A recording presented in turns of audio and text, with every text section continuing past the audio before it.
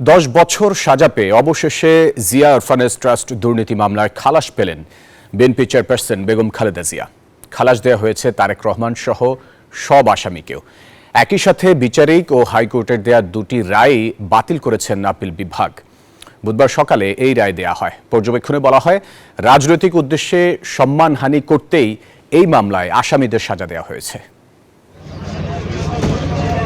বুধবার সকালে প্রধান বিচারপতি ডক্টর রেফাত আহমেদের নেতৃত্বে 5 সদস্যের পূর্ণাঙ্গ বেঞ্চ জিয়া অরফানেজ ট্রাস্ট দুর্নীতি মামলায় আপিলের রায় ঘোষণা করেন।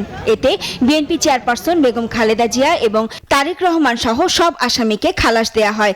একই সঙ্গে বিচারিক ও হাইকোর্টের দেয়া দুটি রায় বাতিল করে দিয়েছেন আপিল বিভাগ। জাজমেন্টে প্রথমেই বলেছে যে অ্যাপিল ইজ অ্যালাউড, সাথে সাথে আরো বলেছেন যে নিম্ন আদালতের যে রায় দেওয়া হয়েছে, হাইকোর্ট যে রায় দেওয়া হয়েছে, সেগুলোকে বাতিল করে দেওয়া হলো। এখন এমনই ফুরফুরে মনে থাকবে সবাই।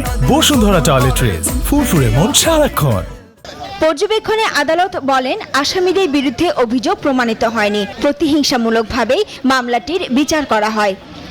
এই মামলাটা ছিল শেখ হাসিনা ওয়াজেদের ব্যক্তিগত জিঘাংসা এবং প্রতিহিংসা এবং রাজনৈতিকভাবে বেগম খালেদা জিয়া এবং তার পরিবারকে নিশ্চিহ্ন করার জন্য।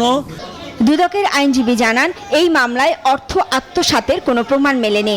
ট্রাস্টের স্বার্থে অন্য কাউকে দিতে পারে টাকা, যদি ট্রাস্টের স্বার্থে ইউজ হয়।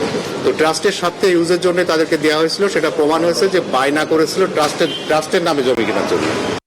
জিয়া অরফানেজ ট্রাস্ট দুর্নীতি মামলায় 2018 সালে খালেদা জিয়াকে 5 বছরের সাজা দেন বিচারিক আদালত। পরে তার সাজা বাড়িয়ে 10 বছর করে হাইকোর্ট। আর তারেক রহমান সহ অন্যদের সাজা দেয়া হয় 10 বছরের কারাদণ্ড। শফিয়া জাসনা, নিউজ 24, ঢাকা।